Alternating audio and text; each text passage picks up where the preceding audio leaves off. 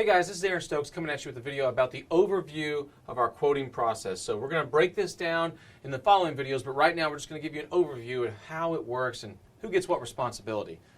So right now what I'm going to do is I'm just going to give you a timeline. And it's going to be the beginning and the end of a repair, how it comes into your shop and how it leaves your shop. And this is our quoting process.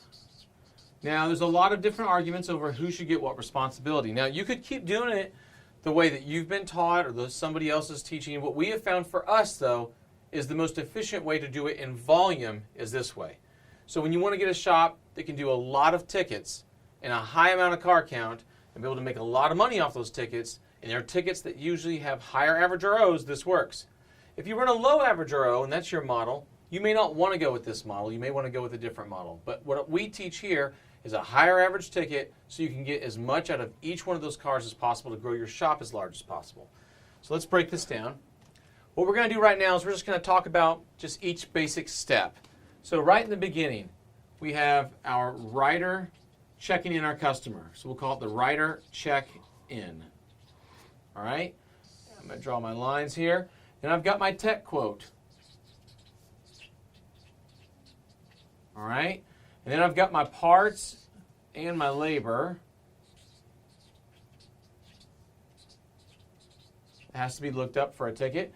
And we also have a miscellaneous, and that's going to be whenever you have a job that requires somebody to get some schematics from a dealership or from somebody else to get some information. And you'll go back to your technician. He'll circle what needs to be ordered, but he's not going to search that out. A lot of people think that we tell them to go and have the techs search all that stuff out. That's not at all what we say to do. Not at all. So I want to make sure everybody understands that, understands where we're going with this. So then you have to have someone build your estimate, right? So I'm going to put miscellaneous here and build the estimate. All right? I want to make sure that everybody understands what's going on. Then somebody's got to sell this job. Then, you know, your customer may tell you, yes, they may tell you that they're going to figure it out. They're not sure. They got to talk to the spouse, but it's all going to work out. But once the job is sold, somebody has to order the parts and make sure the parts get there. Babysit that whole process. Who does that? We're going to go over that here in just a second. Then you want to make sure that somebody's notifying the customer of what is going on with the car and that the car is now ready to be picked up. And then we've got somebody that's going to cash out / deliver the vehicle. Okay? So, I'm going to go over those basic responsibilities, and I'm just going to lay them all out, what we teach and what we do. So, a lot of shops out there, they're teaching right now, or coaching companies even, that the writer checks them in, and then you've got the technician, and he's going to, in their mind, I hate to say it, I don't want to make assumptions, but in a lot of other coaching companies, a lot of the shop owners, the tech doesn't really quote much. The tech is... he verbally tells them what's up. Hey, it needs a timing belt. Hey, it needs this. It needs that. He might take a picture of it if they're using digital inspections, but that's as far as it goes. Now, some of you may do a hybrid of this already. So I just don't know who's watching, who my audience is at any given time. But a lot of companies are saying that the advisor goes all the way through really to here. And the advisor comes all the way back, and they really, honestly, go to here. And they do this whole thing. They believe the technician verbally is going to figure it out, but the actual quote getting written up, they think the advisor does it. The advisor looks up the parts. He does the labor. He does all the research of the parts and everything else that's going on. He builds the estimate. He sells the job. I should say she. Most of mine are she's. Sorry about that, ladies. Ordering the parts, notifying the customer that it's done, and also cashing them out. Just the whole thing, front to back. And then I have this little extra thing down here for, comebacks. We don't want to admit those happen. But they happen in shops, and so they want to say this is all the advisor's responsibility. We don't believe that. And what happens is the advisor becomes the bottleneck in the business. Now, I teach something in all my stores, and I teach for people to understand that you run a business that has basically, let me do this, I can't do both at the same time, I'm not good at that, that has a front and the back. So you've got a sales department and you have a factory. I never teach anybody to fix both at the same time. Only fix one at the same time, or one at a time. So because of that, we're focusing on understanding whose responsibility is what, We want to find out where the bottleneck is. Well, what a lot of people will do is they mix the two and call it one business, and what ends up happening is there's a bottleneck in the business. And they can't find it because they don't have the shop set up correctly. So each responsibility is given to one person. That way the bottleneck comes to the surface, they can figure out why the shop won't grow. This is the key to this. You have to have assigned roles so you can see who's getting bottlenecked. If you don't, how do you fix it? And when you run it as one business, it doesn't work. And what I teach is you only fix either the front or the back one at a time. You never do both. You never do both. So this goes along with that. So here's what we teach here. We want the we want the writer to do the initial check-in all the way up to tech quote, right? This would be your writer.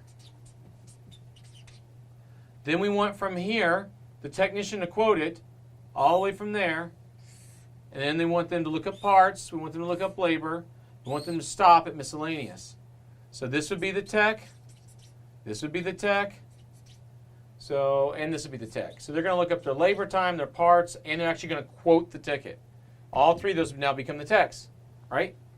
And then what ends up happening is from here, the writer's going to handle it, and they're going to do the miscellaneous. They're going to do the building the estimate. They're going to sell the job. They're going to order the parts. They're going to stop right here ordering parts. Our parts manager is then going to take this over. So we've got writer doing the miscellaneous. They're also going to do building the estimate. They're also going to do selling the job. Some would have even the miscellaneous done by the parts manager. It depends on how buried your parts manager is. This right here would be done by the parts manager or writer assistant, as we like to call them sometimes. And then what would happen is after this parts manager's ordered the parts, somebody would notify the customer. This could be the advisor or the parts manager. Can tell them call them up and tell them it's done. Now, the last part about cash out and deliver, I would typically like that to always be the writer, but I'd be lying if I told you sometimes our writers are caught up with another customer and a parts manager has to do it. That's how those responsibilities are broken out. So what that means is our advisor responsibility would go to being just this section here, then it would skip, it would do this section all the way to here, right? And then our advisor would skip all the way to here. That's it. Just this little pocket, so those three. You take all that and all that off of their plate. Now, guess what they get to do? They get to focus on selling.